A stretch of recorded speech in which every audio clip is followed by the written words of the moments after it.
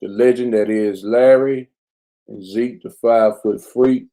What's up? We were just sitting here talking just a second ago, and we just realized that it's been over a year, right? 13 months. Well, I know we had a show, but it was kind of, remote. We haven't done it from the studio. Yeah, it was remote. Everybody at their own homes because of the COVID. And all that goes on with that. But again, we miss y'all. We hope you missed us just as much.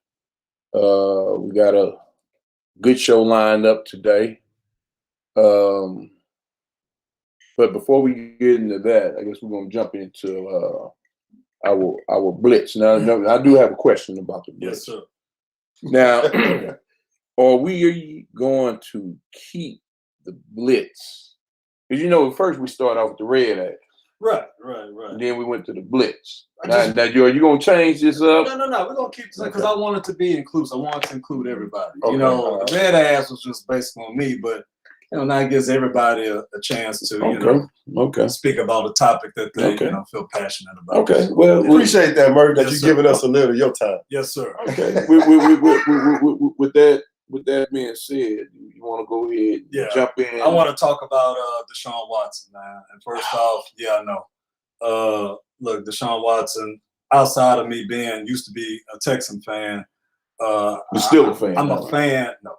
Okay. I'm a fan of Deshaun Watson, much like I'm a fan of Michael Jordan, Kobe Bryant. I'm not a Chicago or LA fan, but I'm a fan of them because of the things that they bring to the table. But anyway, Deshaun Watson, man, well-spoken, bright brother, man. I'm talking about stuff off the field, does a lot of volunteer work in the community, man. I mean, he's just a model citizen. It's unfortunate on what's happening.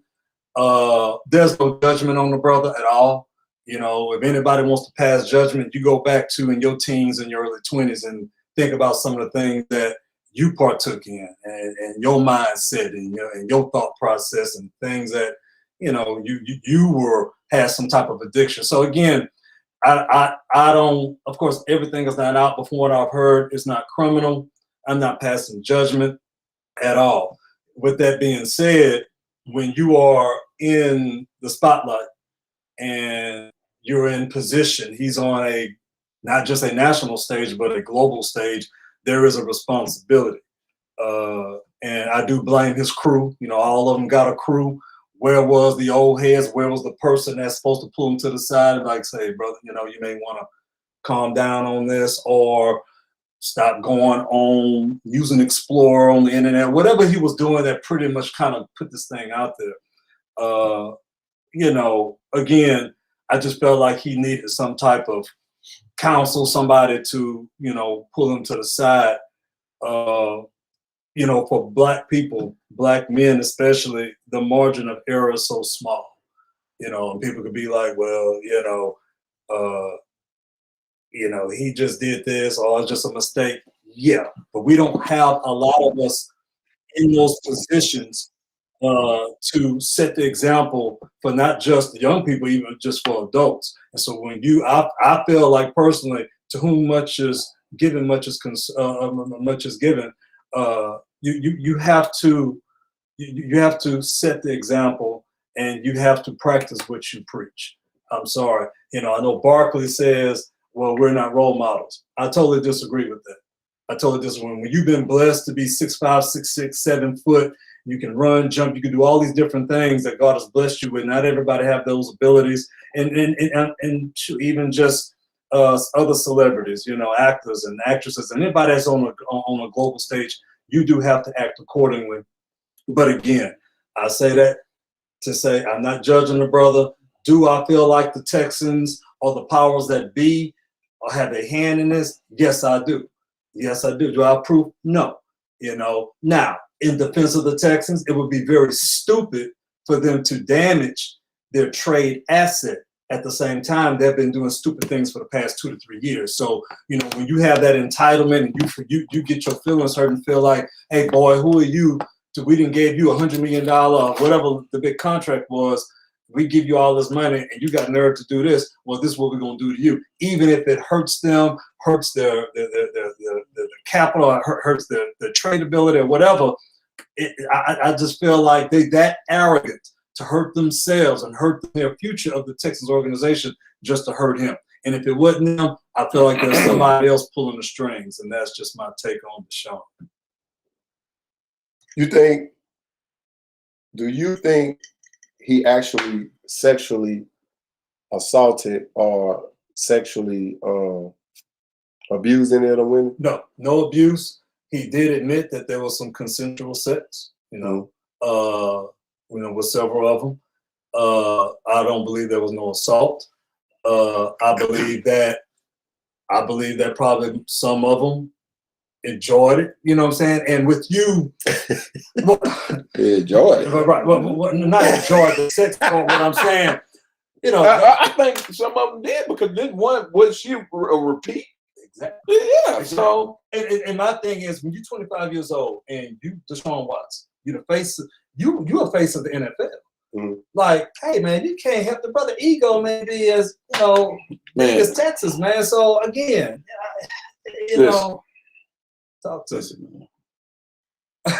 I'm gonna call BS on all of it. This is my whole thing, and if I was judging the situation, but I'm not. The first thing I want to know is why weren't the authorities contacted first? Exactly.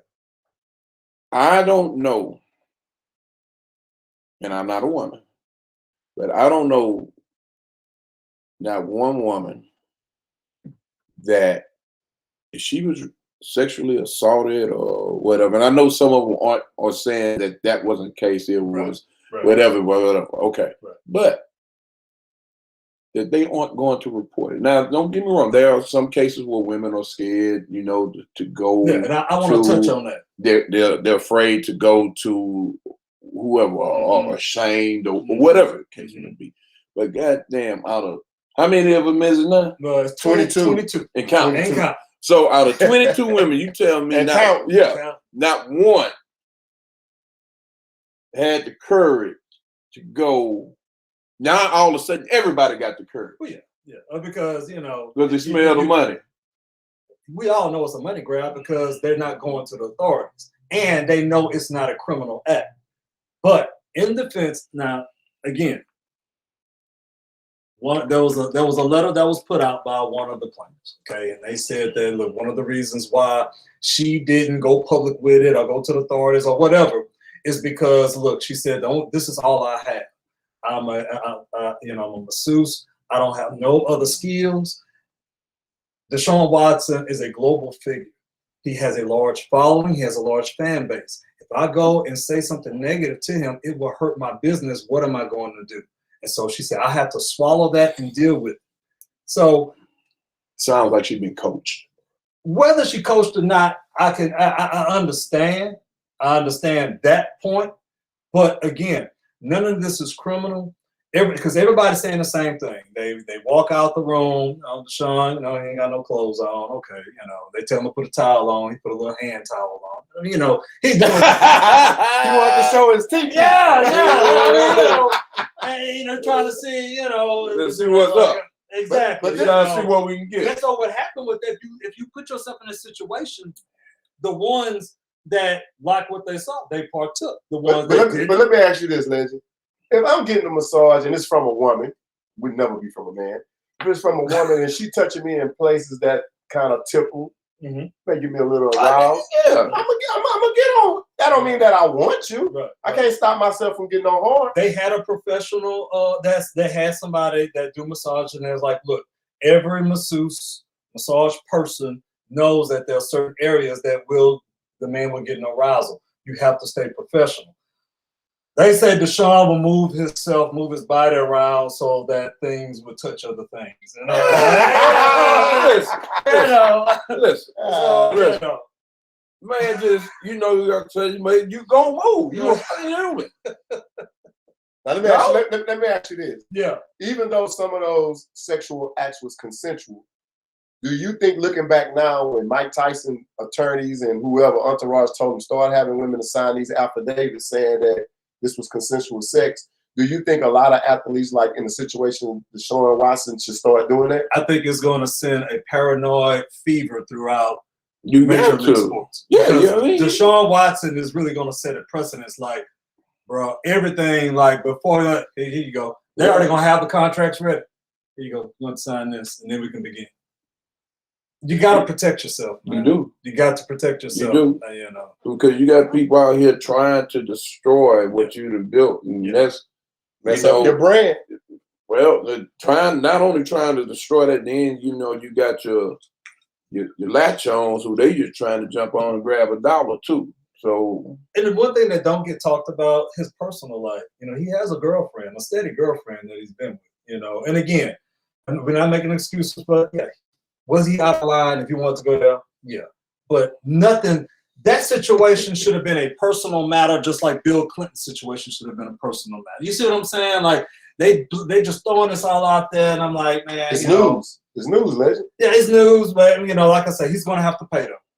At the end of the day, he's going to have to pay. He's going to have to pay them people and then keep it moving. You think he's going to pay them? I would go ahead and pay because he's already damaged goods. It doesn't matter. He already lost some of his endorsements. They're going to do him just like Tiger was. After a year or so, they're going to give him his endorsements. But the thing about with Tiger, that's something nobody said that Tiger raped them or was sexually assaulted. They just did that to Tiger just because he went out and got some. Yeah. That was bad on him, man. And then everybody came out. That was between him and his wife. Yeah, did you see some of the pictures? I'm like, no fucking way. Then when you the fucking dude or something? I mean, there was all kind of people coming out. Anyway, but to say this, they wouldn't get a damn dime for me. We gonna take this ship all the way down. We gonna crash and burn, baby, because we ain't get a dime out of me. You Deshaun Watson, man, bro. You gotta get your career going, man, bro. listen. You have more to lose than them ladies, man. Man, whatever. Too much pride, but right is right, wrong is wrong. You're right. If you know, but he ain't right though. That's why he's not right. He's not wrong. In a court of a public arousal. Because he got to arouse him? No. Because he would have got a hand towel instead of a bath towel? He was not being professional in that. How's that not being professional? I got an erection. I'm a man. But they told him to put a towel. The ladies. But he put a towel on. He did put a towel on. They didn't say what size. He put a hand towel on. They didn't say what size. So we're going to be technical with it. Yeah. All right. Yeah, tell me what you need. You know what I'm saying? Tell me what you need. Nah, but I'll go stop. But anyway, what else we had? Well, you said you got one more. Let's go ahead. We had Derek Jackson. I don't know if y'all heard of him. Derek Jackson. He's a football player. He's a social media. Oh, that's the love guru. Exactly. I talked about him on my show. You want? Oh, I really? did. Yeah, go ahead. Go ahead. But no, again, he's getting judged by what he did, Okay, right. He's not practicing what he's preaching. I've listened to his podcast, man. The brother dude got some good things to say. I mean, some things that can really enlighten you, some things that can help you in your relationship. Problem is, when we look at what the messenger did, the mistakes, man, we mess up the message. You got to be at a certain spiritual, mental, emotional level. So what exactly did he do? Oh, he messed around, big time. He messed around with a few women. I mean, he had it going on. So I mean, he got there with his wife. They was holding hands, he did everything, but he's damaged. But you think he coached her? She looked like a robot. Like she was supposed to look like he R. Kelly'd her. Yeah, she looked like there was a ventriloquist, man. Like she was just like sitting there. But again, man, I'm just looking at the image. I'm looking at the same thing when I look at Deshaun, the platform that he was on. He was saying positive things. To me, it was kind of giving women like hope, like, oh God, they're awesome guys that get it. Now he's failed.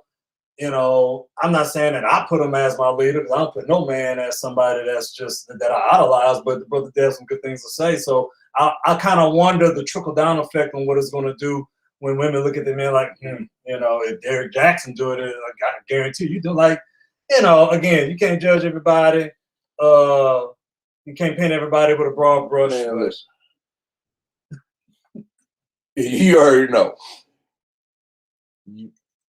as people, when you choose to enter into a relationship, whether it's a relationship between a man and a woman, between as friends, whatever, first thing you need to understand that you are dealing with an imperfect person, a person that is going to make mistakes, right? Right. Just like you do. But do you expect him to make the mistake in the same arena that he's preaching to everybody on not to do? There's got to be a level of accountability. You got to have some expectation. I understand that, Wes, but the way he stepped out, it ain't like he stepped out one time or he. Yes. Well, but how many of them? How many of them are making themselves? Well, I ain't gonna say they're making themselves perfect, but they're doing the right thing. Whether it's preaching, being a motivational speaker, they're gonna mess up too. That was where I was going. If we sit and wait for that message to come from the perfect vessel, we would never receive that message because Jesus ain't here. Again, right. And it's the same thing I've said about Deshaun. Yeah, we can't tie the message to the messenger. We got to be able to separate it. But how many people are mature to be able to do that spiritually? But then you ain't mature enough to receive the message. And you have to be in a place where you can receive the message. You got to be able to separate the message from the messenger. Yeah. I'm just looking at reality. I'm looking at reality. We don't do it. We don't do it. We're going to judge him. We're going to be like, everything he said was crap. So, shoot, man, forget it. And you got to think about dudes that actually was like listening to him like, man, I might as well go do my thing, man. That stuff don't. Yeah, again, you put we got a local platform. We can't just go out and do whatever. Everything that we say, we have to act on it. We got to practice what we preach to a certain degree, man. I mean, people not right. They're like, oh man, they full of it, man. They say one thing, but man, I seen them doing this, and that, you know. So again, none of us are saying up here that we're perfect. Nobody's saying that we never make any mistakes. But if there's a certain area that we feel like we have an expertise on and we're trying to preach to the people, well, you got to kind of be almost 95% on top of that. That's just my opinion. Okay. Yeah. All right. Well, let's jump.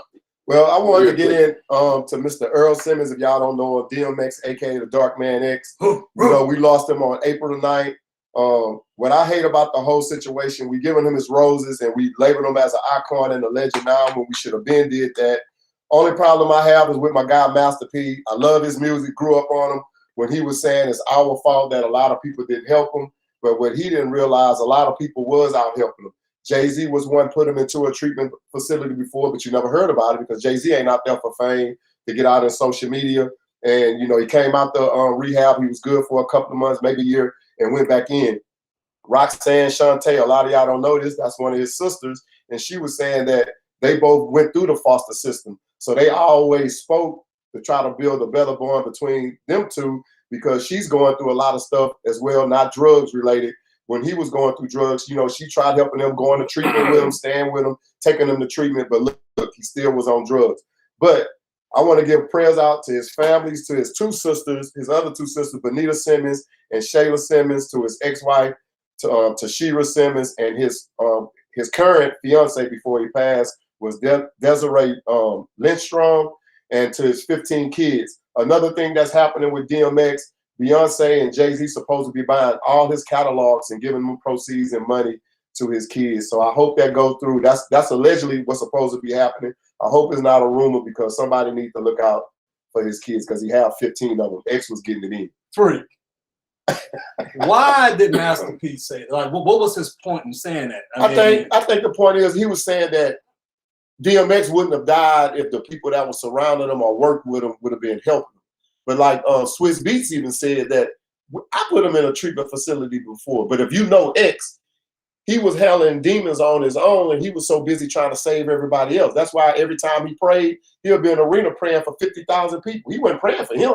He was praying for the people that was in attendance. At the end of the day, he's a grown man. I don't care what type of crew you got around you, unless they physically gonna take you to a facility, a rehab center. You, at the end of the day, got to make that decision. You can't put that on anybody. And if you haven't seen the Rough Riders documentary, man, you'll find a lot out about that. A lot of people thought DMX owned Rough Riders, but he didn't. No.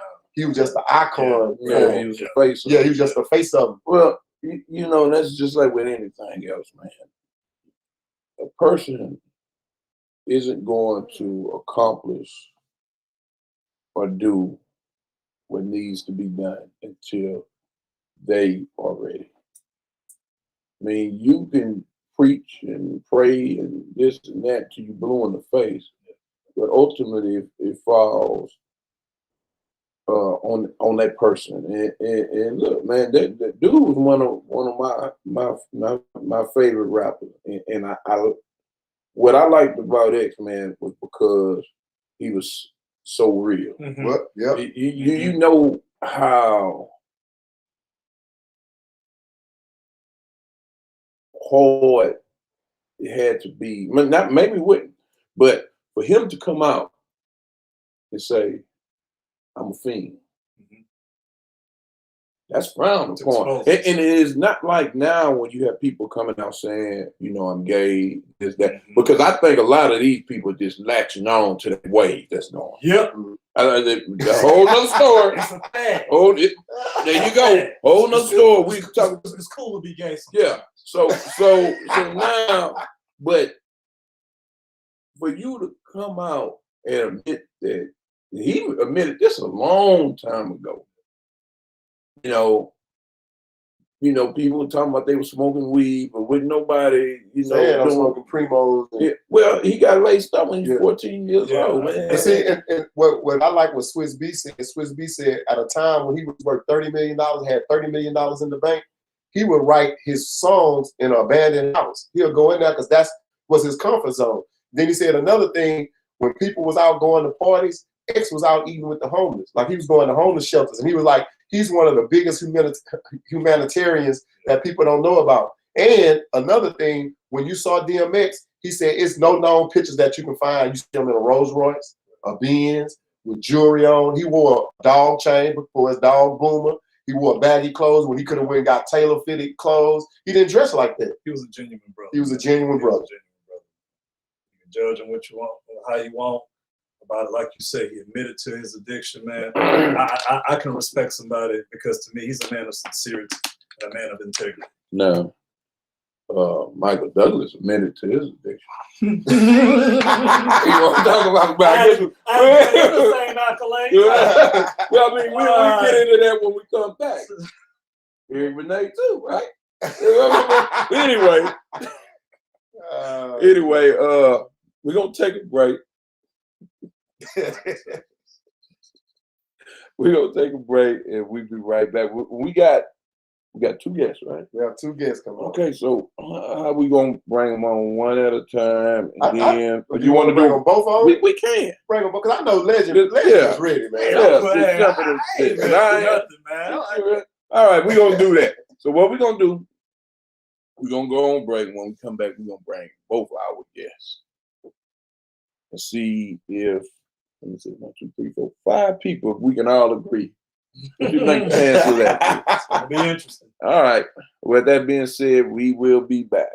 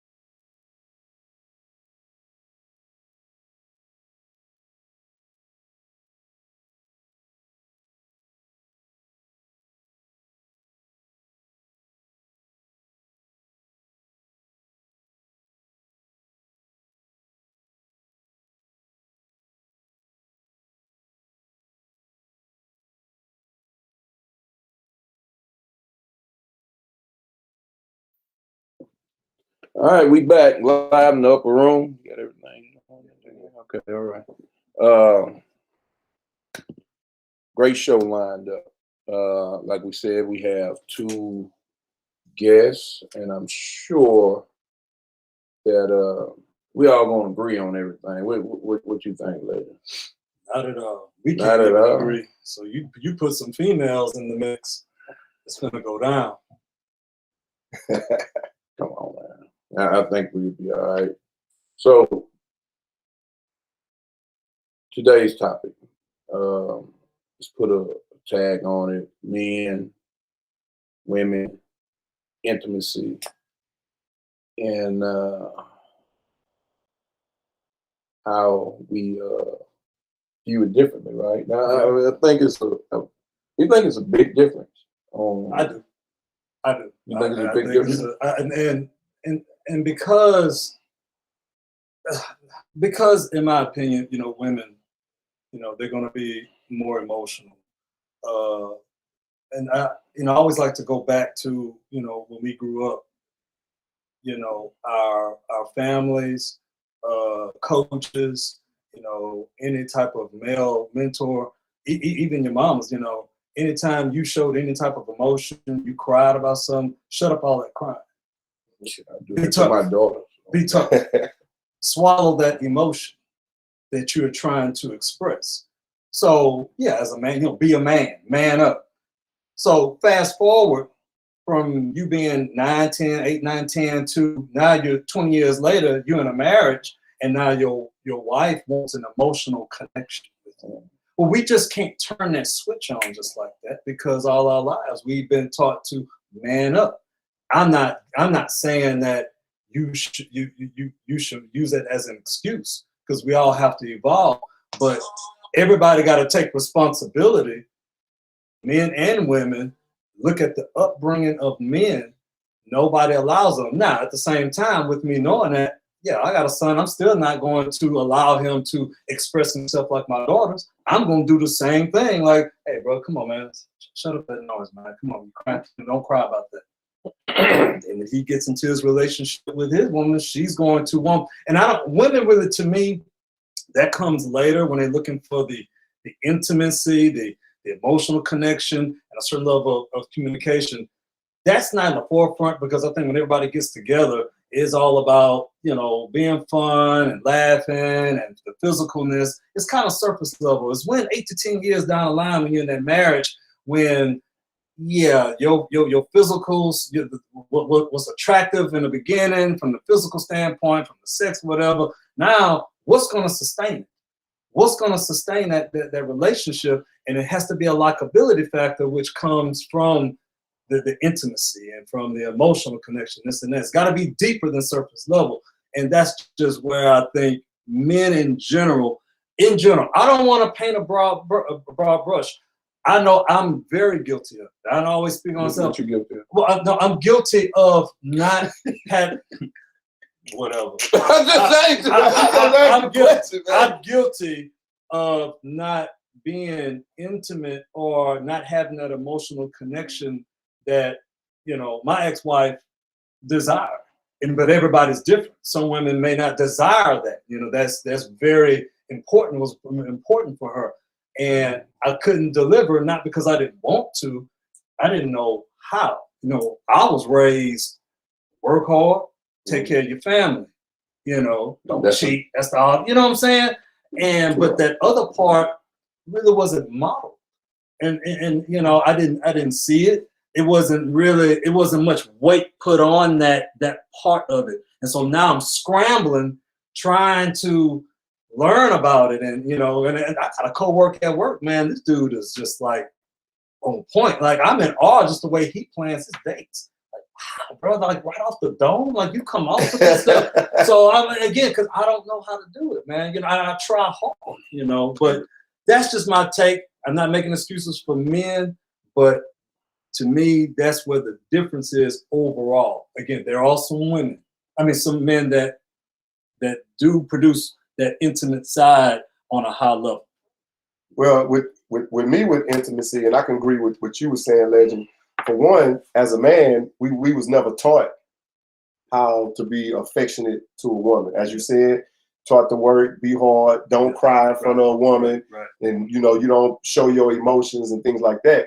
But I think as you evolve and go through different relationships, whatever woman you with, they end up teaching you about intimacy because they're gonna, and it's crazy because me and Ms Meena was talking about this a little about today, but they'll tell you that let's lay on the couch, let's watch a movie together. That's intimacy because it's just you two.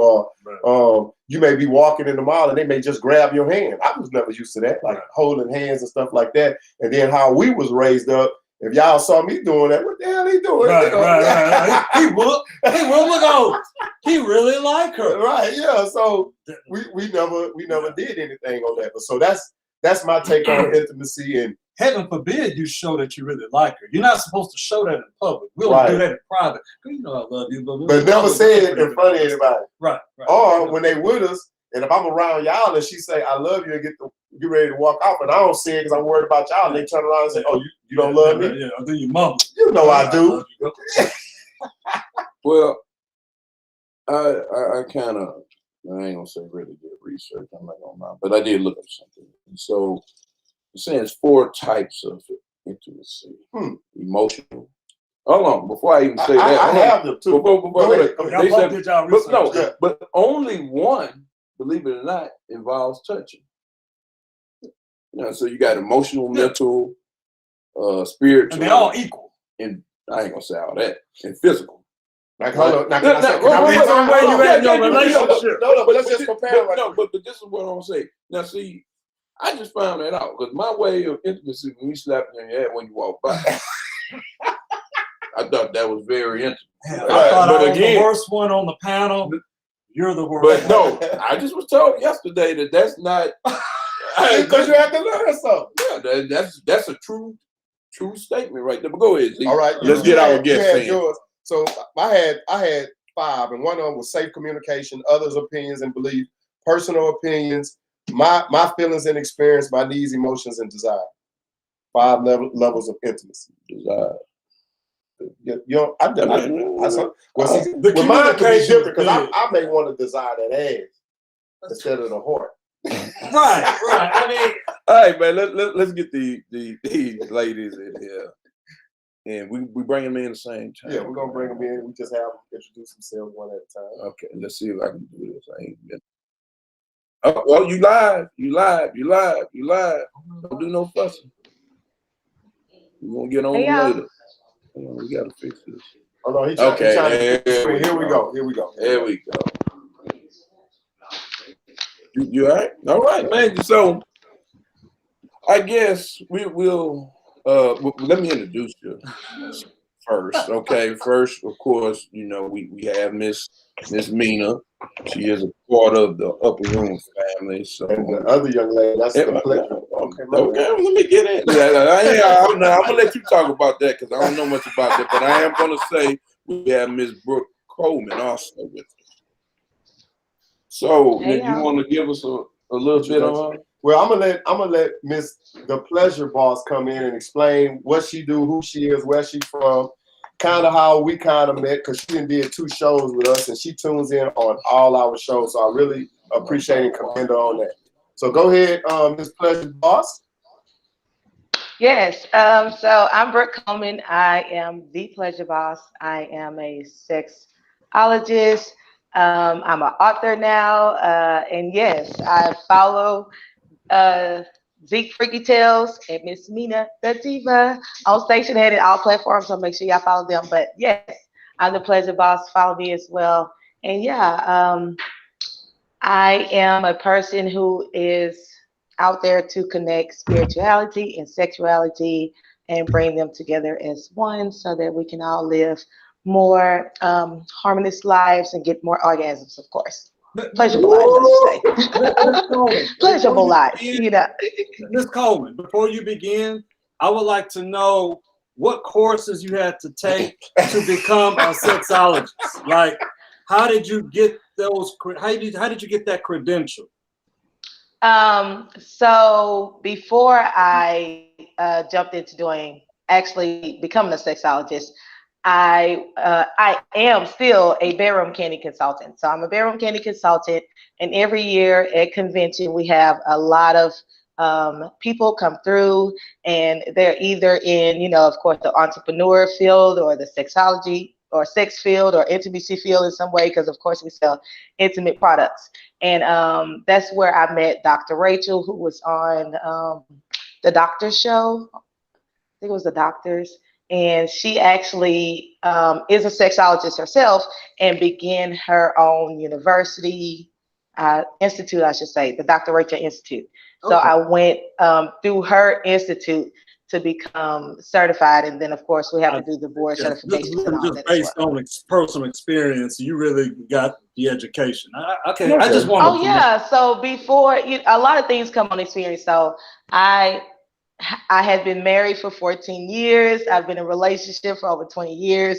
A lot of stuff comes from my personal knowledge of being in a relationship. Of course, just having friends. I've always been a person that talked about sex and relationships. I'm always a person that people went to. Even when I jumped into doing the bedroom candy thing, it just come naturally to me, talking about sex and having people come to me with their most intimate questions and desires. I'm always that friend. So that's why I decided to take a step forward and do the actual sex coaching, because it just all flows. And now I'm doing workshops. I'm writing books about it. So I'm on a whole journey of, pleasure. Okay. Self-pleasure. Yeah. Okay. Wow, that's enough. Okay. I'm sure you heard our brief discussion when we came back on about what we talk up some with about we what talking we in that old bedroom voice. Bedroom voice. And we ain't turned on. Listen, just because you've been going through somebody sound like Michael Jackson. Don't hate on my voice. But anyway, so intimacy. Ms. Meena, you heard what we said. Give us your take on it. Just what you feel it is, and I'm quite sure what you're going to tell us is wrong with what we felt. Well, the whole time y'all were talking, I was on shit face. Y'all saw that. I was like, what? You see what I'm saying? This that typical man response right here. You walking by popping on a butt is not considered intimacy in a woman's book. He's grown from that since yesterday. He has grown from that since yesterday. That's in the past. Since yesterday? Okay. It's in the past. Yeah, from 24 hours ago, a long 24 hours ago. You see how they get over shit so fast. I be like, dang. Super fast. They're not committed to much. Women stress more. It be over like this. Okay. They're not tapping into their emotions like that. You know? But that's that other show. That's that other show, boss. That's that other show. And then Legend talking about he didn't know or he wasn't taught or something. Did somebody have to teach you? I'm not gonna even go in on you fellas, okay? Yeah, right? You know what? I need y'all to do better. You can't give what you ain't got. I kind of felt that though. I kind of felt the whole not being taught to do that. I registered with that. But we don't have to teach them when they get on hard and they want to get freaky. You watch TV, and you men are visual people. It don't take them much to get hard. It doesn't take much, but it was not modeled for us. It was not modeled. And it was not something that's important. Men, we are defined by being protectors and providers. Okay. Yeah. Now, there's a lot more to a relationship. I know that. Okay. Now, but nobody is focused in our coaches when they talking to us in the locker room. Nobody said, all right, guys, we're gonna talk about being emotionally connected to your girlfriend. Ain't nobody telling us that. You know what they're telling us? But y'all can be emotionally connected to the game. 8 o'clock. Yeah, to the skill, to the art. You love something else, but you don't turn that on when you think about your relationships and your woman and the love language that she desires. But when you love a sport, a car, a whatever it is, you know how to tap into that to that side. Right. You can put your Because all how are you into able this to have a lot sport. of You can passion put, behind it? Yeah.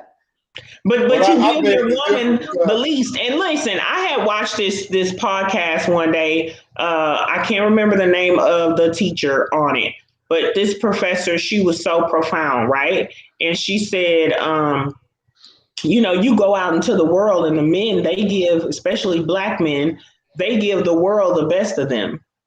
And then when they come home, the woman gets the least of them. Their black woman gets the least of them. And you know, you faking and you smile and you do all this ho humming for or shoo shooing for the public The or whoever else. community. You see what I'm The saying? community. Right. But then when you get home, you want her to be your peace and you want to be able to fall into her arms and want her to cater to your needs, but she gets the worst and the least of you. And I don't understand how that balance is supposed to work when you want to, y'all give us the bare minimum and expect us to thrive and be successful off of the bare minimum and expect for us to give you everything. That's not fair. Meena, how do you know that's the bare minimum? We could be giving you 100% of what we know. I know And damn just well it's because the it's bare not what minimum. you want I doesn't know mean a damn person well isn't it's the giving you bare everything. minimum because if you go to your job and in front of your boss, you you can't stand your damn boss. You talk about his ass every time he turn around or whatever, like a dog. But you in his face, you that is the bullshit that I'm talking about. If you can fake it for him, you can fake it for me. I don't care what your day was like. Yes, I'm going to cater to you in your day, and I'm going to ask you how your day was and try to make it better as best as I can. But if you giving me the cold shoulder because you had a bad day, you giving me the shadiness because your day didn't go the way you wanted to, or he said something to you more than one or two times, then guess what? I'm gonna react to the what you give me. Well, So don't give me the bullshit. If you ain't can I gonna give speak them the bullshit. on my behalf? All right. Because all of what you just said, I don't do. I don't go and smile at nobody. One thing I make perfectly clear at work: this is business. I'm not here to make friends. I'm not here to go hang out with you after. None of that. So you ask anybody who worked with me, they would tell you that. Now, that's I do my job and that's it. I ain't there to laugh, joke, none of that. Now, when I come home, I give what I have. Now, I mean, I have a wife, I have a daughter, so I'm only one person. I give what I have. And this is, believe me, not a bare minimum, but Church finger. I can't speak for everyone. Go ahead. I'm just wondering, are we giving as much as we're giving in these bromances? You know, because you know y'all got them bromances, y'all gonna die for 'em, y'all gonna ride for 'em, they're your bros. Y'all like, I mean, you're tapping into that, even though you're not taught to do that, or maybe you know society, your neighborhood, your upbringing may have taught you to lean on your brothers more, your friends more. So I can understand that, but you're still building that emotional connection. You're still lowering that wall so that they can be able to trust you, so that you can be able to trust them, so that we can be able to say, hey, if it go down, we're gonna ride it down, we're gonna have each other back, you know, we're gonna. So Ms. Coleman, you can give it in other relationships, but when you say you're not able to give it in a marriage, a female relationship, I'm just trying to compare the two. Well, because we're not saying that it could be considered as the same.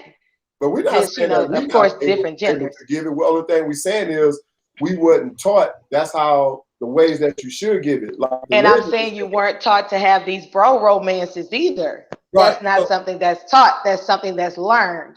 So that's a skill that's learned. So let me touch on that. So if and when survival skill that's learned. If and when your man, your husband or whoever, he does become vulnerable. Okay, he's being transparent. He's sharing some stuff with you that nobody else knows. He finally builds up the courage to do it. And then all of a sudden he does something, I don't know, y'all get into it. Y'all get into an argument. there's a good chance that stuff is going to come up as ammunition, as a weapon. And what But happens who's to say that the man is not going to use what you tell him as a weapon either? Have this. We already. I'm talking about the trust and the loyalty. We're talking about levels of maturity. Not all men have loyalty. Not all of us. Now there are some men that's kind of built a different way, but for the most part, yeah. With my boys, people I grew up with, yeah, there's a certain trust factor there that I know they're not gonna go there. That's a problem between men and women. Men building up that trust because y'all can't be honest. Y'all pull it out. Man, I mean, y'all go. And are y'all honest? Are y'all always 100% honest? And is there not a petty man out there that pulls your baggage from 1965 out? Because, baby, it happens to me, okay? When a score man is petty, he go pulling out Jesus water to make sure your water is dirty as his, okay? My thing is, can you so it's no difference. But can you say? But you're intimidated. It's your fear behind it is why you don't want to be vulnerable. I play by the rules, and my argument. Women ain't 100% honest. I believe women. I didn't say women is 100% honest. That's both slices. We playing with. We got gloves on and a referee. So my thing is, there's a fear and a mistrust of being vulnerable, which I know women need. I'm not saying that we're not supposed to do that. Men have to overcome that. That is an individual battle. That is a battle with men. We do have to overcome that in order for that relationship to sustain itself. I know that. To me, that leads to the likability factor. You know, that's how you get your spouse to like you, which is, you can't. Love is not enough. They got to like you. So I do get that. But this is the situation that we're in. I'm just being real across the board. I'm just trying to paint the picture of the upbringing, the mistrust, the lack of loyalty when things go bad, because the emotions, it just goes crazy, and all of a sudden you're hitting below the belt. Wow, man, you really gonna go? Okay. Can I before you go? Go on, girl. See, this is what I like about you nigglets. Okay. You nigglets do things that warrant below the belt hitting, but then when we go there, you can't take it. So when you break loyalty, when you break trust, when you go against the grain, when you don't do things that you're supposed to be doing that lines up with love, relationship, commitment, and all of the things, of course, a woman is going to come at you. And because she can't whoop your ass, because you a man and she a woman, she can do what she can do, which is use her tongue to whip you. Okay? And that's the reason you get below the belt. But why go below the belt? Why you can't be the bigger person? Why you couldn't be the bigger doggone person and do the right thing? See, y'all, men have an issue with is ownership. You have a real issue with ownership.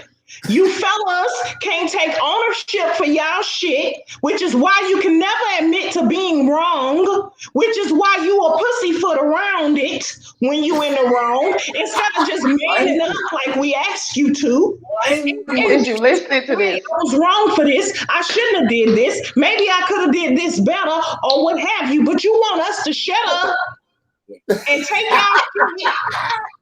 Well, really I need to reach Let me take another drink. Let me see this drink. Because you know what? I'm sick of you. Friend went in. Okay, let me say this.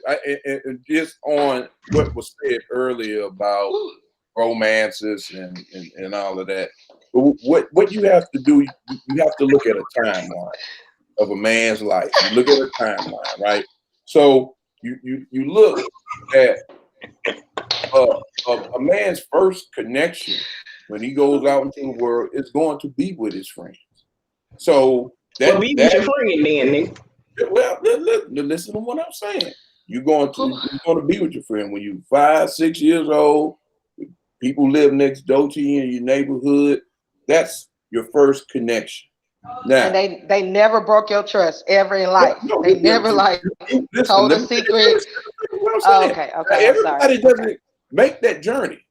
Everybody doesn't make that journey out into the sunset. You do come into contact with some people who you just don't fool with no more. And with me, like I say, it's no beef, but we just doing different things. Now, as you grow, as you get older, you grow.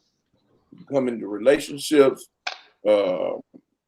marriages, and listen. So now that's what I'm saying. You have to look at what point these men are in their life. Because I guarantee you can't. What, these men? You in the same boat. What you talking about, these men? You're not listening. You mad about something, and I ain't him. You just learned yesterday. Let me Hold on. You try to see, this is what I'm talking about with ownership. You just learned yesterday that intimacy is not hitting them on the ass. You just learned that yesterday. And you gonna sit here and try to put them brothers in a boat by themselves like you ain't got some learning to do. I can't speak for nobody else. I can just speak for me. But what I'm saying is, if you take us three, not one of us, and as close as we are, is going to say that, oh, I put my homeboys above my family. Y'all do though. No, not here. Not us. Not here. Y'all do though. You painting a broad brush. No. Nah, baby. Not now. When you go and confide into your home, hold on, let me show you how. Because y'all be needing visuals, okay? Y'all need a picture painted. When you go and you confide into your homeboy, before you can confide into your wife about your wife, so that whatever y'all going through, you can work through together and communicate that together. Instead, you would like to go and vent with your bro. Call him the pot. What?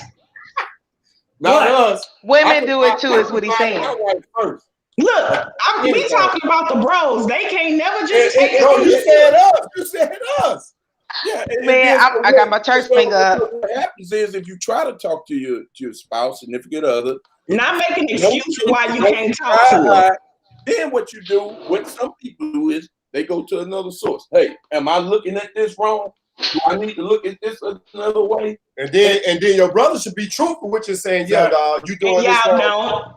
Yeah, what? No. Yeah, let me tell you something. You're a damn lie. Because you will have a homeboy that's married. Let's take a census on this. All three of you have homeboys who have been married, who have been serial cheaters. They have been out here doing the most. And which one of y'all pull them to the side on a regular basis and says, hey man, you have a great woman at home. You need to do better. You need to stop. Instead, when they bring a nice one around with a fat ass, you giving them kudos for bringing the one around with the fat ass. Am I wrong or no? And not going too much in depth. Look, now you got another goddamn excuse. You know what I'm saying? I want to go in there. There's been times that I've had discussions with each one of these young men about certain things. And not once have I encouraged. Now, and what I always tell them is, between us, I'm going to tell you when you're wrong.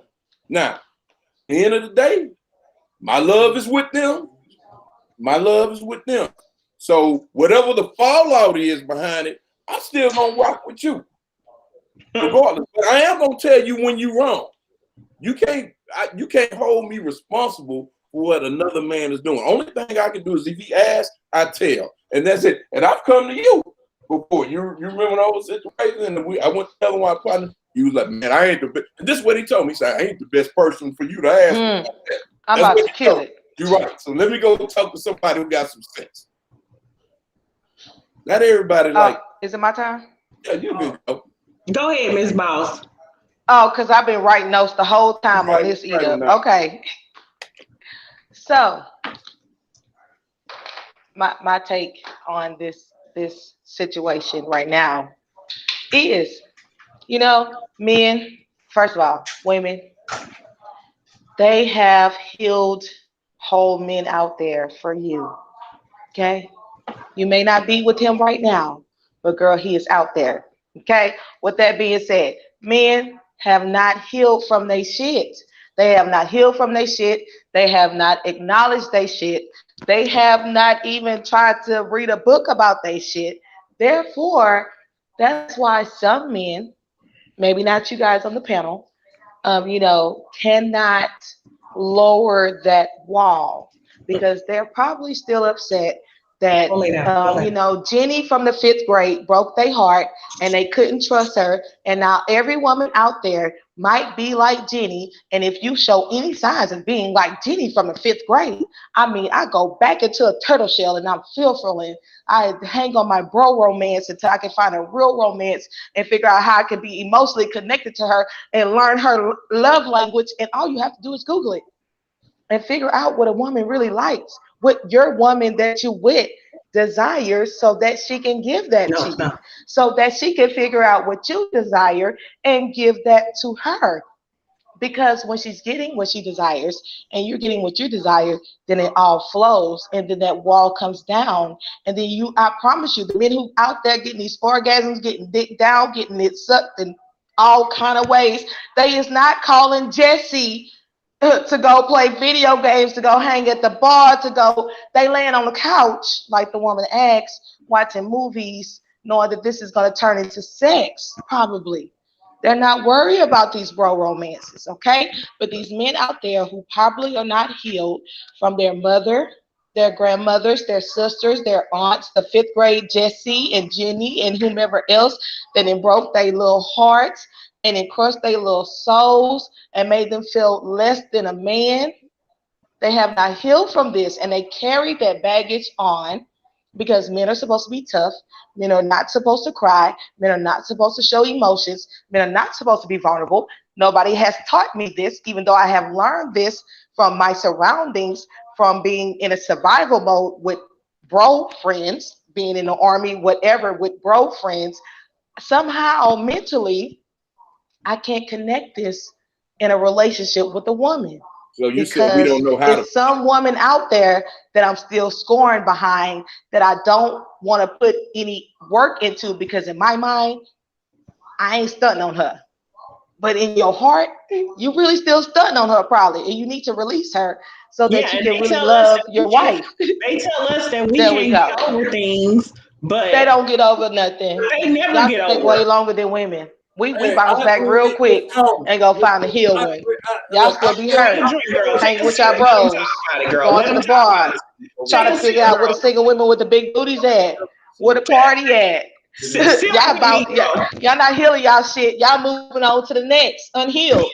Truthfully. First of all, look, I understand where you're coming from. I feel where you're coming from, Ms. Coleman. Okay? Yeah. We got a lot of work to do. A lot of it has to do with upbringing, society, culture, a lot of things. The bar being set real low. You got a lot of women that do accept what we giving out, but then and y'all do a lot of stuff for the community. You're like, oh, you tripping. But here's the deal. In order for that man to make that change, he has to have an open heart of change. If he don't have an open heart of change, ain't nothing gonna change. So that's why I said there are healed men and whole men out there who have done the work, who is not ashamed of who they are, to be tapped into both sides of what a human being has. And they're out there, women. Some of these men out there don't want to heal their shit. They don't. They want to make excuse after excuse about they didn't learn it. They mama didn't teach them. They daddy didn't teach them. They daddy wasn't at home. They mama wasn't at home. They didn't learn that college. It's not in the book. You think womanhood is in the book? No, it's not. We learn from experiences.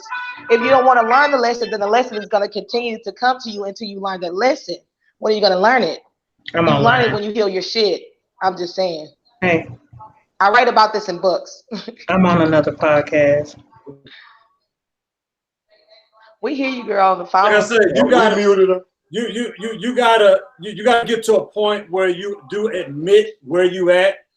You gotta admit, look here, I didn't get my stuff together probably 3 years ago. I'm 48 years old, so that should let you know. How long it take men to realize they need to heal their shit? Here's the deal. It wasn't that I was trying to do wrong on purpose. It was what's ingrained in me. It was concrete. Nobody, Jesus Christ himself, could tell me what I was doing was wrong. So because of what I saw, what I heard, what I experienced. And that's where the excuses come in, because you don't want to heal your shit. You want to continue the generational cycle. But you have to It's cool to, it's easy to continue the generational cycle than to be the male to break the cycle. People just ain't gonna just come and tell me you need to do this and I'm gonna just do it. I'm too strong-minded because you don't want to be told what to do. I'm gonna take something like a divorce, which I've gone through, to like, okay, damn. Now I see. I'm not saying everybody got to go through that, but a lot of women think that, well, men just doing that on purpose, they're just being selfish. A lot of men are operating from just what they know and what they've experienced, and it's really not about them purposely trying to hurt women. That's not an excuse, though. I'm just saying this whole thing about, man, y'all just selfish and this and that. Oh, it's not that. You don't love me or you wouldn't do that. That's a lie. I love you with all my heart. Everybody is selfish. Y'all just not here. I have a question. Are men the only ones who experienced the muck and the toxic shit in their past when they was growing up and they wasn't raised right or whatever? Were men the only ones that experienced that? Or do you have women who experienced what happens to a woman who was raised by a man and wasn't raised right and this and that as well? Do you have both sides of the coin, or were men the only victims of that? Well, when you do look, you do see a difference in women who were raised by single fathers. You don't? I do. You can so, because they're going to have that. One saying no. See, we don't want to paint everybody with a broad brush. Everybody's going to be unique. So, it ain't just one way. It ain't just the man was raised right. You got some women out here that just torn apart, and that's why they're by themselves. Look here, they can find a good man. Hold on, and they'll bring, like Ms Meena say, they'll bring their shit on that good man, and they don't want to hear that shit, so they'll move on. I had both of my parents, and what was ingrained in me: work hard, take care of your family. Work hard, take care of your family. I'm gonna get out. I'll go hustle. I'll get 5 jobs. I'm gonna make it happen. I'm gonna take care of my kids. That's my MO. Everybody know that. But there's an important part that I understand that y'all are missing that was not modeled. I'm not saying that it didn't happen, but it wasn't as important. And now I've paid the price because I could not deliver on something that I didn't feel like was weighty. I didn't put much importance on it. You know, my ex-wife would bring up something, I'm like, oh man, that ain't nothing. And I would just take off film and throw it in the trash. Now I understand. But again, it took a lot for me to learn that. I'm not saying that men have to go through something like a tragedy or some type of divorce to learn it. I'm just saying that, yeah, it is what it is. It's a tough situation, but I'm living proof.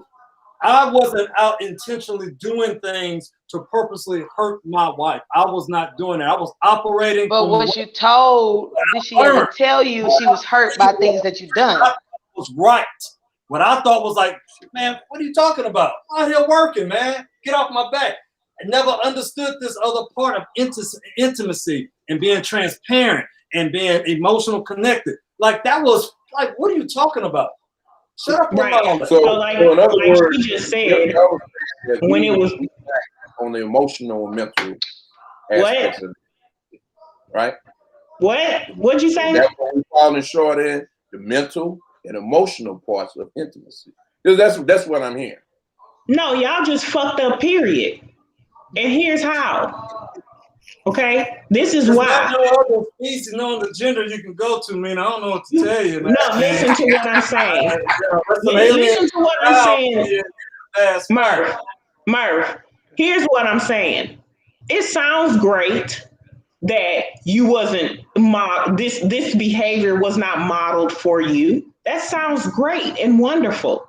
But when you are told, when it is expressed to you verbally, because before a woman will throw in the towel and divorce your ass, she done cried, snotted, and all of the things with you. Okay. Shit.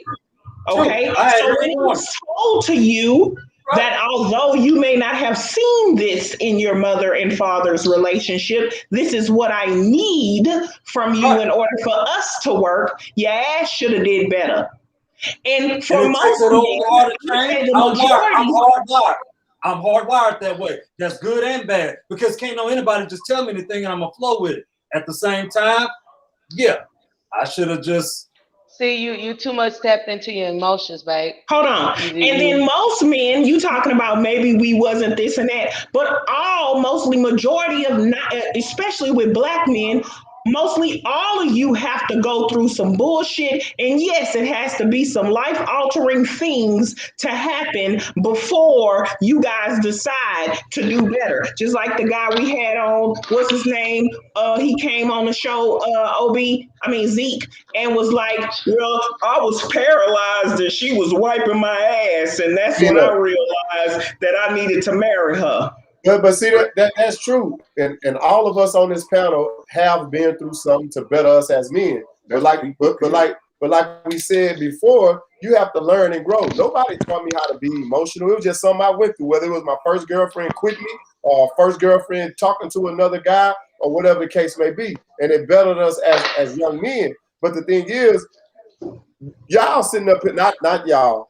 Ms. Meena sitting up here saying majority and all men are not like that. Because go ahead. You gonna say? Yeah, we're just saying it's a great percentage. We're just saying it's a percentage out there, okay? And even though y'all claiming not to be such, y'all kind of showing yourself to possibly be such yourselves. Okay, so you never hurt a man. You was married for 24 years. You still married to that man? Wait. I ain't never said I was married for 24 years. I said 14 years. 14. We were together 20 years because we were together since 10th grade. And am I still married to that man? No, me and that man is separated currently right now. Reason being because he hasn't healed this shit. If you listen to me on Facebook, hey, I put it out there. Whatever. So he ain't healed this shit. So after that, every guy that you may have dated, they didn't heal their shit. So that's why you ain't with them as well. No. Because I need to heal my own shit too. It goes both ways. We're not talking about. We're not talking about women healing their shit. Women need to heal their own shit too. Women need to heal a lot of shit, but we're talking about men and their lack of healing or emotional connection. I'm sorry. Emotional connection. So because in my opinion. Now let me get to Ms. Meena. The same question with you. So every man, since you say all men, they haven't healed their shit. So every man you been with, it was them. It was never you. I didn't say all men need to heal their shit. You did I said the vast majority of you black men are fucked up. That's what I said. And y'all need to get it together. Now, in regards to relationships to your black woman, if that's what you decide to be with, I feel like there's two sides to the coin. Okay? I feel that there's things that women can do better. And there's things that men can do better. But when we're talking about being able to take ownership, and we're talking about the things that we were raised in and the things that we experienced, trust me, the black woman has went through a whole hell of a lot. Okay? And we're the womb carriers. We're the womb carriers, of course. And our experiences, we are able to conquer those demons and move past them enough to love you in your muck. Then be willing to conquer your demons. I don't give a damn what they are. Be willing to conquer those demons as well. If that's what you're looking for, you want love to be given to you by the person by someone who has also been battered and went through some traumatizing experiences. And we understand that, but nobody not saying that nobody went through some bad situations. What we were saying that when we first started, the legend said, far as intimacy, nobody never taught us like to hug somebody or it's okay to cry in front of them because that's not the way. That's what I want to get back to. Right, but like he said, like in sports, he used sports as an example because we all play sports together. Our coaches never said, "Hey, be sure you hold your." But they didn't say to hug everybody afterwards. They not telling you to slap people on the butt and tell them have a good time. You did great. Be sure you wear a condom. Nothing about loving. Your coaches didn't teach you a lot of things, but at the end of the day, you still learn some type of sportsmanship. You still learn some type of brotherhood. You still learn. You're still tapping into your emotions. You're still being emotionally connected to the game. I mean, when we just talk about emotions just in a whole, how can you once a woman do something to you, how can you feel like you and your feelings, you like, I can't believe she did this, I can't believe she did that. You can tap into your feelings and your emotions. At that point, you can be vulnerable with yourself to feel some type of way, but in the whole relationship, somehow you couldn't figure out how to do that.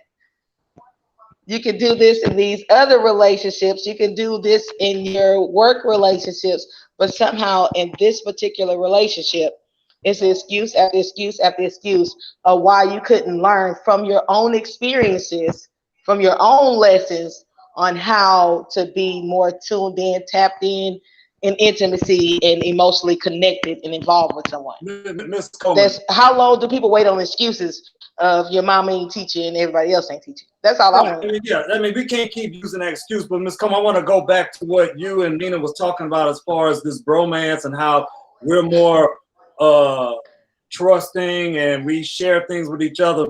That's a lot, because there's some things that has happened in my life that nobody knows but my ex-wife. Nobody. We just because we tight, we grew up together, blah blah blah. We do talk about some things, but there is a limit. I am not about to go there and talk about some stuff that really affected me in my childhood growing up. No, I'm not. I'm not going to do that. So as far as y'all, but if something come up and that's y'all got a bromance and this and that, that's church finger. There are walls, there are limits, and that doesn't mean that I'm a less of a friend or whatever. It's just that I'm not going to go too far. That's going to be for a specific person. Now, whether I share that with her or I'm not sharing enough, that's a different topic. Because again, that trust has to be built. The trust was not built when you put the ring on the finger? Yes. The what? So after you put the ring on the finger, she still have to build trust with you.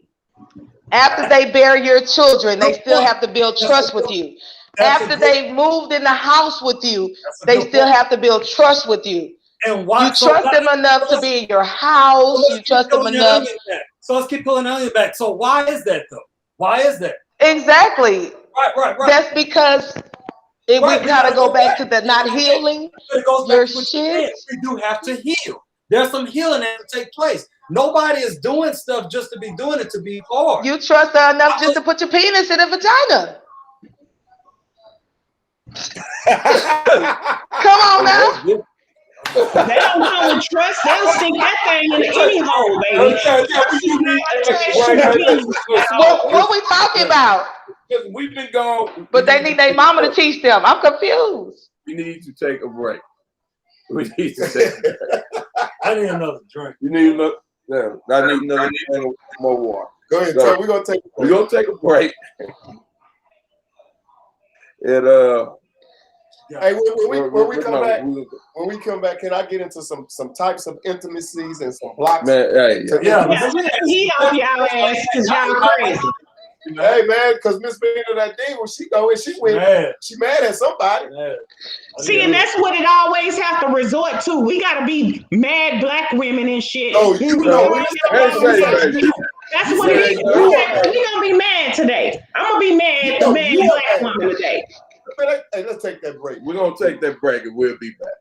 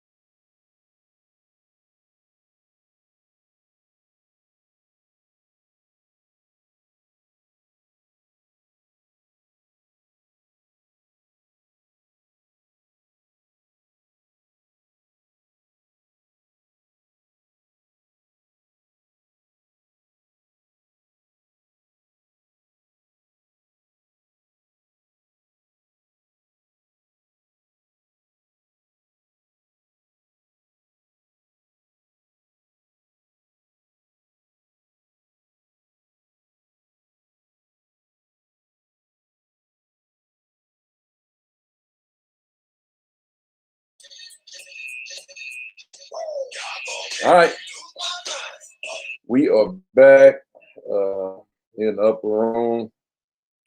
We're talking about the different views of intimacy by men and women. I think right now, if we would take anything from what's been pushed on us, that we don't know a damn thing about intimacy, and all we do is, make excuses on why, But so now we're gonna give this thing a twist before we bring our guests back. With there being, go ahead and give us your 12 types of intimacy. Well, I'm gonna give y'all some of the. Well, yeah, it's 12. One of them is sexual intimacy, sharing Number passion. one on the list. Huh? Sharing passion and physical pleasure. The one that talks the most. Okay, talk the most. Emotional intimacy, being turned to each other's wavelength. Intellectual intimacy, closeness in the world of ideas. Creative intimacy, sharing in acts of creating together. Recreational intimacy, relating in experiences of fun and play. Work intimacy, closeness of sharing common tasks. Crisis intimacy, closeness in coping with problems and pain. Conflict intimacy, facing and struggle with each other differences. Commitment intimacy, mutually derived from common self interest. Spiritual intimacy, unity, sharing in religious and expression. Communication intimacy, while I don't think that's not number one, that's one of the most important to me, is mutual understanding and affirmation. Okay. Then you also have blocks of intimacy. That's a lot of work right there. I check off the boxes at least 70% of that. All of that? 67%. I'm not just, you about at 25. I'm at, let's see, one, two, three. I give myself about 25%. I mean, that's what I'm saying. Yeah. And like myself, I with because some of that stuff, I don't even think that even matters. But anyway, but you got to think communication. That's the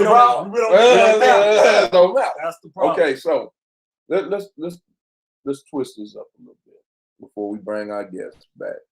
So we talked about. I tried to talk about intimacy with our significant other, spouse, whatever. Then we got the intimacy, the bromance, that relationship. Yeah, we don't know. Well, look, so now, can you be intimate with just anyone? Mm. Can you be just intimate with anyone? I think you can. You can, huh? Because so now a one night stand. Oh, you're being intimate. You have. Yes, you are. Because the thing is, you indulging in something that's fulfilling to you, as well as gonna be fulfilling to her. I ain't saying but how many boxes? How many boxes is that gonna check? That's one box. That's surface level though. That don't even fall under intimacy. That's recreational. That's recreational. Recreational. And it can be creative. You want to see these sharing and acts or creating together. You want to see these faces. You're creating juices, steam. I can't follow with you, bro. All right, hold on. So we're gonna bring our guests on, so we can see what's going on, how they feel about that.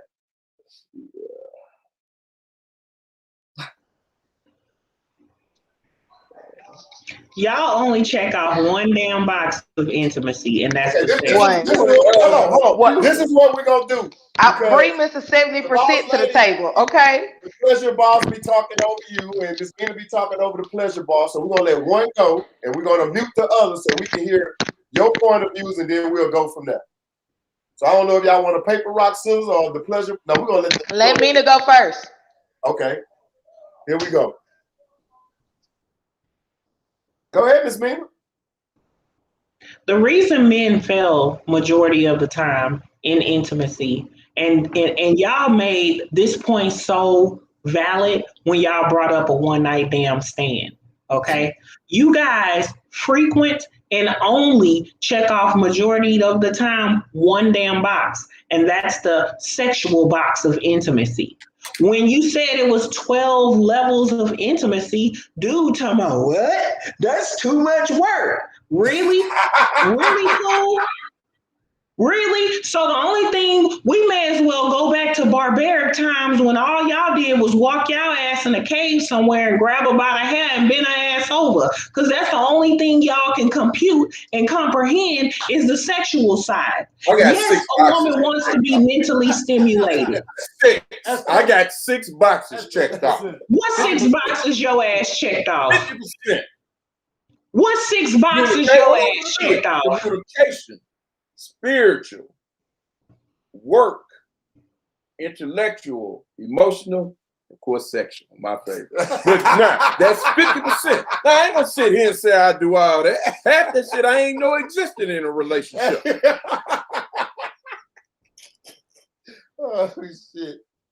So now, you just learned yesterday. You know what? Y'all can sit here and pretend like that's intimacy for me. That's just because you would want to be an overachiever, But and you act know like what? you got 50% on live. But listen, Ms Meena. When the king said that he slapped his wife on the ass, that's intimacy to me, for me too, because when I don't do it, you know what my wife say? You ain't touch me all, you ain't touch me or nothing. You ain't slap my ass or nothing. When You know what? You ain't got nothing to say. Ooh, listen, Linda. The reason she probably pinpoint that is because that's where y'all little minds go to. This is why I talk about y'all the way I talk about y'all. See, and if you haven't given her any type of affection, is what she was trying to pinpoint on. But see, your little brain can only compute. Oh, I ain't slapped you on the ass today. Oh, my bad. But really, what she's saying is, honey, you haven't given me any form of affection. And she know your little brain only computes slapping on the ass as affection. So she may have mentioned that as part of the affection. But that doesn't mean that that's what she's looking for. A woman wants to be held. We want to be snuggled with. We want to be cuddled. We want to feel protected. So yeah, we like to slap on the ass too, but we would prefer you to walk up behind us and give us a nice hug, even if you do got to touch a titty, because that's all y'all think about. While you giving us that snuggle hug, we would like to have some type of affection that shows closeness and a connection. So let me ask you this. Come on with your 50%. Yeah. Well, you know, hey. So, and I really didn't want to do this, but let's say that you get a man and he checks goddamn these 10, 11 of these boxes, right? No man ever. No black man. Okay, you don't know that. Derek Jackson. You don't know that. but I cannot with you. You know, we've had past shows where what you said, your words, all of that shit goes out the window if he can't perform in bed. Has that time? Oh, no. Y'all do not listen. No, I'm just saying. I'm asking you. If you get a man that checks all of these boxes, 11, he gonna say 12. But he got the pencil. She always say if it's no bigger than that. Yeah. But he checked all the boxes. But yeah, and he don't check that box. So now where are we? Does that even matter? Then if he checks the communication box, then that means I can tell him without him feeling like his manhood is being challenged that he falls short of the glory, and we gonna have to figure it out, whether he wearing a strap on or something of that nature to get me where I need to be, because he falls short of the glory. But you can use your mouth more. Whatever it is that you need to do to make this work, we're going to make it work. But see, y'all lack communication majority of the time, because as soon as a woman tries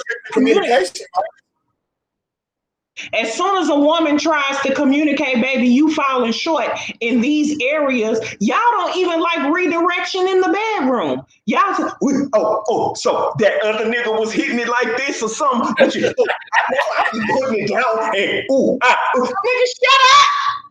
You know what, Ms Meena? From here on out, every man that you go on a date with, you need to let us self-improve and make sure that he's okay, because evidently these guys that you dating, they not worth the nothing. Now she want to play with her hair. Let's go to the pleasure box. Let's see. There what we she got go. to say. Okay. There we go. Oh my God, this is so irritating. I just want the man who said he has 70% checked off to come to the front. Oh, Bring it to the table, sir. And please educate everybody, since you have 70% of the check off list. Please he gonna go over show there us and educate us all on how we can have 70% of this list. What are you doing? I said 50. No, I walked that back. No. Dude in the corner said 70. Bro in the corner said 70. I kind of walked that. And Mr. 50%, I thought you had a divorce. Yeah. I'm learning. So how you got 50% of the boxes checked off and you divorced? No, What did you not learn? What was you not given in the 50? So we got the 50, the 70% sitting up there, and I can't even remember what Wes said his percentage was, and y'all said y'all not like anything that we're talking about, and all of y'all on this panel is healed. And y'all all got y'all shit together, and y'all giving damn near 100% of the list. I just want education. That's all. I don't need to educate y'all. Y'all need to educate me. Miss Coleman, on this 70% effort to get it right. So that counts for something. I'm giving 100%. Oh, now we back in kindergarten where we get A's and checks and stars for effort. Because did you give your wife effort? Did you give your wife effort? Did you give it? Who is? Let me ask this. Let's be serious. No, let me ask this. How many of those boxes do each of you check? Honestly, I ain't even hear all the damn boxes, okay? And it's gonna depend on the person, because I'm gonna give you the energy that you deserve. I assume that everybody coming to the relationship giving you what deserving. If you're going to, can you let me ask you this question? You ready? Do you check this box? Sexual intimacy, sharing passion and physical pleasure. I would say I check that box, but hell, if you ask my ex-husband or my soon-to-be ex-husband, he'll probably say no. We're not talking to Joey. See, that's why it's always two sides of the coin, which we said in the first segment of the show. Okay, my second one is emotional intimacy, being turned to each other's wavelength. I would say yes. Okay. Intellectual intimacy, closeness in the world of ideas. Of course. Okay. Creative intimacy, sharing in acts of creating together. Am I not the womb holder who creates, who bring creation, who birth things? Come on now. I don't know what that means. Is that a yes or no? That means we have a pussy and we bring into life. So we are the creators. We birth new ideas. Of course, that's a yes. That's a yes. Okay. Recreational intimacy, related in experiences of fun and play. Yes. Ms Meena shaking her head. Every man, she probably running every man that's probably interested on the show to talk to her. Work intimacy, closeness of sharing common tasks. Of course. Okay. Crisis intimacy, closeness in coping with problems and pain. I mean, we are nurturers by heart. That's what women do. Of course we gonna cope. We cope too much. That's why we cope with you when you ain't got your shit healed. All right. Conflict intimacy, facing and struggle with differences. I mean, I would say yes, but we all in, fight or flight mode. It just depends on what mode you're giving me. Fight or flight. I would love to not flight or fight. Okay. Commitment intimacy, mutual derived from common self-interest. Women are just atomically more committed than you guys are. It don't even matter if I read the last one because you're going to say yes. You're going to say yes to spiritual intimacy. Of course, hell, y'all had 70%. Why I can't have 100%? Why in the hell can not either one of us check all of these boxes ourselves? Nobody had 70%. Yeah, you got 100%. You have 100%. Nah. What? Come on. Communication intimacy. Run that tape back with old homie at the end. He ain't say he had 50. He ain't say he had 50. He said, okay, well, ask your friend. What he said? Yeah, he dropped it down to 25%. He ain't say no 25%. He said, let me run it back. 25. Walked it back. Run it. Oh, he. Okay. So how can you have 100%, but none of the guys can't have 100% because I didn't say y'all couldn't have 100%. It's somebody out there that give 100%. Okay. Let's go. Yeah, let's go to Ms Meena and hear how many boxes she checks. All right, Ms Meena, are you ready? Thank you. The reason I had my hand up in this moment when you asked the question, how can a woman give 100% of this and a man not have 100%? The reason you guys gave in the lower 20 percentile, 10 percentile is because most of the time you guys only deal in the emotional aspect of it. I mean, no, I'm sorry, take that back. In the crisis aspect of it, so you'll fall on your woman when you are in a crisis. Okay, your dog died, or your grandma died, or something of that. Somebody in the family died. That's when you can cry. Women do the same. If you had a dog and we got the dog together and the dog passed, you're going to cry because that dog is like your child as well. If your mother, grandmother, father died, you're going to cry. You're going to fall on us emotional as well. If we going through a breakup, just like you said before, y'all will fight and bite or whatever the case may be, and we say, you know what, I no longer want to be with you. You want to know the why. What did you do? You're going to be emotional. We probably not going to be emotional. Just I want to move on. So you're going to be emotional as well. So what I was saying is that most frequently, majority of the time, Black men stay in the 10 to 20 percentile of the 12 pillars of intimacy, because you guys only tap into the sexual and you guys only tap into the crisis. Now, you'll find that sometimes that number will creep up when you have your woman as your partner in business. And then you guys are on a better communication level and a creativity level and a business aspect of it. But in regards to all that other shit that we give you guys on a regular basis, y'all not tapping into that. Hell, we got to pull teeth to get you to communicate properly. And not just wild out and go find you a Sally on the side, which is why side bitches is on the rise. Okay? So I'm just saying. This is why. So if I took this, so are you saying that you check all the boxes, Ms. Meena? Yes, let's go through them. Okay. So if I took this, yes, I want to communicate. I say it all the time. I want to get freaky. I want to be my freaky self. And sometimes y'all can't handle that because y'all asking about, did Bob do you like that? Because I ain't never seen you swing from the chandelier like this, but you want to try this new stuff. What you been doing? Let me ask you this. If I took this to your significant other, take it to him. Would you check off? Would he say you check off all these boxes? There is not one ex that I have that I cannot have back. I have never been broken up with in any relationship. That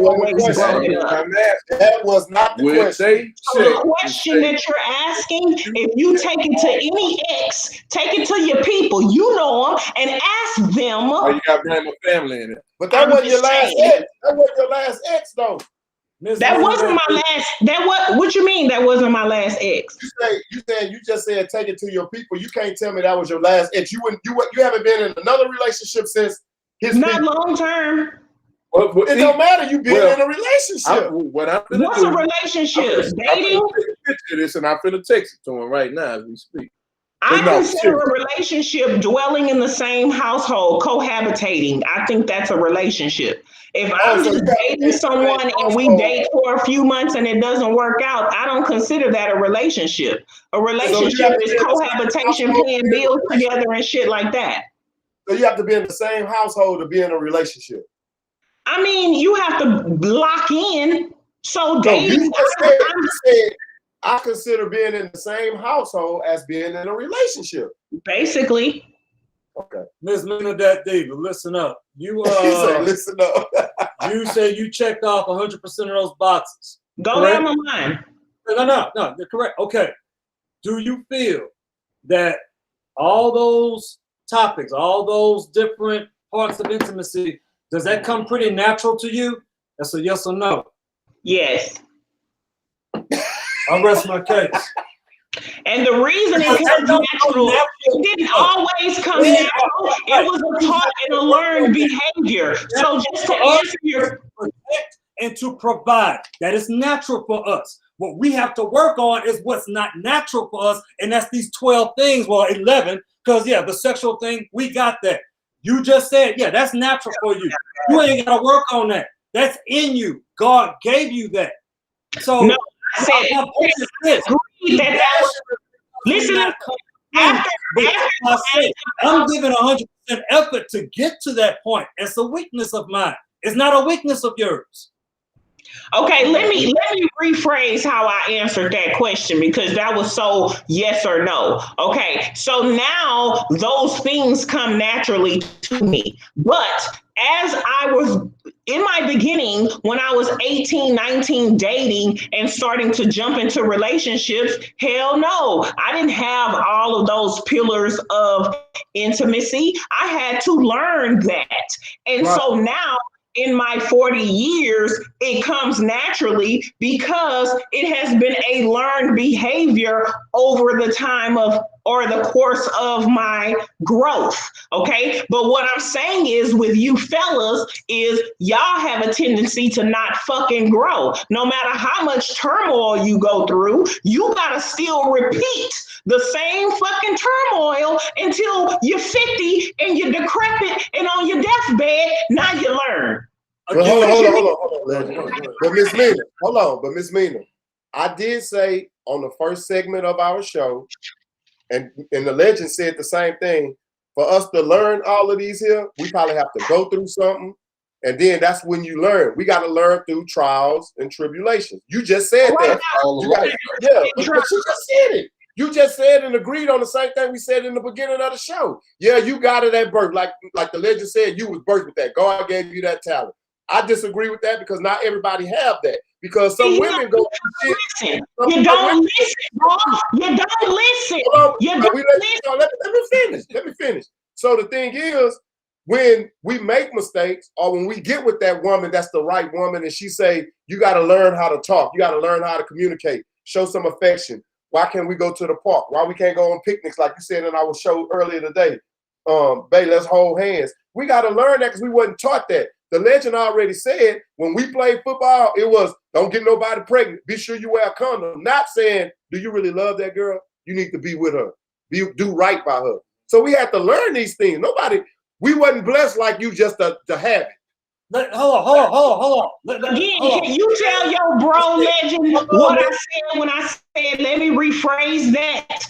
And I said, over the course of my experiences, I learned that. I didn't say I was giving it naturally as a gift. I said, let me rephrase and say that over the course of me growing, I had to learn that. But the question is, why do you guys have to repeat the same behavior? Why do you have to go through 3 wives and 9 wives before y'all get it?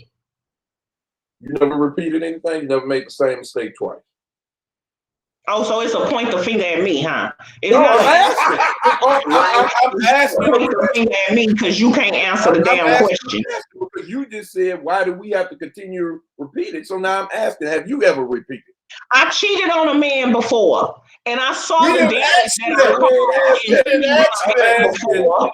Or have you been? And in seeing the damage that I caused by cheating on this man, I learned from that behavior and did not do that again. Instead, I said I would walk away before I cheat on you. Ms. Meena, that's learned. We didn't ask you anything about the cheating. Do you agree? The legend asked you, have you ever? Hold on, can I post something? One of the viewers said, I just want to post this for everybody to see. I had put the picture up there too. That's a good one. How you did that? And let me add to that. When girls are growing up, you are taught, you are conditioned, you are influenced to keep your virginity till marriage. Okay? Now, regardless whether that happens, that's what you're raised to do. It is the polar opposite for a man, and you know it. Get out there, don't settle down, sow your royal oats. That's being taught. Nobody wants to hear that, though. Yeah, you're shaking your head, but that's a fact, though. That is a fact. So again, it goes back to don't show your emotions. Then all of a sudden, oh, wait a minute, turn that switch on. Show some emotions. Wait a minute now. It's more consistent with women from birth all the way. Hey, you're a good girl. Stay a virgin. Okay? And regardless if you step outside that, there's a consistency going all the way through adulthood. There are things that are contradictory and hypocrisy when it comes to men. We have to just change just like that. Or, oh, you don't love us. You ain't doing the right thing. You don't care. No, it is a struggle. I'm not making excuses because, yeah, we got to step up. We got to level up. I agree with both of y'all. But I like to pull back the onion and go back in the past and have some understanding. Once we get the understanding, now your ass want to have some understanding. Don't change because you said but change. When your ass cheat or when you mess up, you tell her to get over it right now. That's obvious though, Meena. We talking about intimacy. We talking about this part where, yeah, this is a form of intimacy. You got to bridge that gap. I agree, but have some understanding on why we there though. Instead of just bashing us and saying, y'all ain't shit. Understand. I understand. We just trying to get you. We just want you fellas to make the shit make sense. Okay? Y'all say one thing and y'all don't reciprocate. Y'all don't do the same thing that y'all say is the same grain y'all go against. Okay? You talk about understanding when it comes to understanding your brokenness. But when it comes to understanding that you just cheated yesterday and we wasn't feeling that because you was very disrespectful with your shit, right? And I'm not over it tomorrow. Y'all want us to get, oh, you decided to stay with me. Yeah, because I know you're a broken mother sucker and you need somebody to love you, but you just don't know how to love, and I'm trying to help you. Hey, let me get look at this one. Here he go. Just a couple of closing nice closing thoughts. Yeah, because it's time to go. So what do we accomplish? I don't know. Yeah, I don't know. I mean, hey, send us his number. We'll talk to him. Yeah. Who? Whoever. We counselors too. Yeah. I'm talking to y'all, because y'all are the so what we gonna do? Y'all are part of the problem. We have to wrap it up. It's not y'all because you're not dating now one of us. How many of y'all on this panel have had more than one wife? Thank you. That don't mean exactly. That. How many of y'all had more than one boyfriend and had sex with him? See, that's that stupid shit I be talking about. See what I'm saying? Don't say no. Shit. Well, if that's the case, then you should just have one relationship throughout your life, and that's not what happened. No, that's not what I'm saying. What I'm saying is there's a pattern of repeated behavior in the male, especially the black male. Okay, since you pointed at us, is no pattern of repeated behavior with you while you ain't with none of the guys that you ever dated? It's a part of the behavior of me leaving they broken asses, because after I tell you you about to get messed up in this relationship, I'm about to pop off on you and I might hit you in the head with a hammer. You keep playing with me. I gotta go because I'm not going to jail. You're not gonna let you in.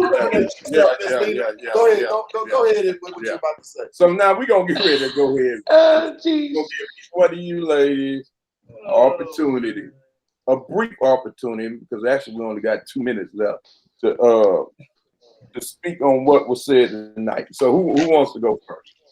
Let baby go first, because I'm sick of y'all. The thing that I want to just leave on tonight, especially when we talk about intimacy, you can Google it. Like, figure out what's your love language and be able to give that to somebody, because it's only 5 of them, and it's not much that men can't do on this list. I mean, it says Let's see.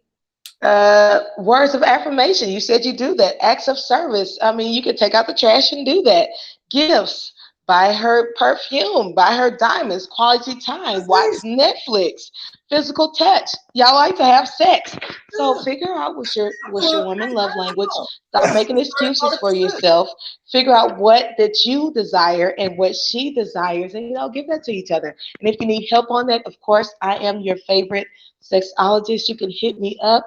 You know what I'm saying? Follow me on all social media, The Pleasure Boss, and visit thepleasureboss.com. I can help you with that. You don't even have to make excuses for yourself. You can heal your shit and be whole and happy and have lots of orgasms.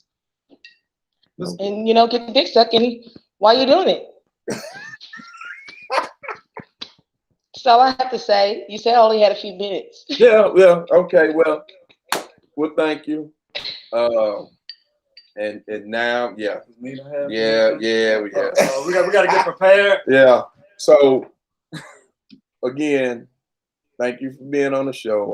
I'm going to mute you now, and maybe I appreciate you guys for having me. That might be part of the problem too. All right.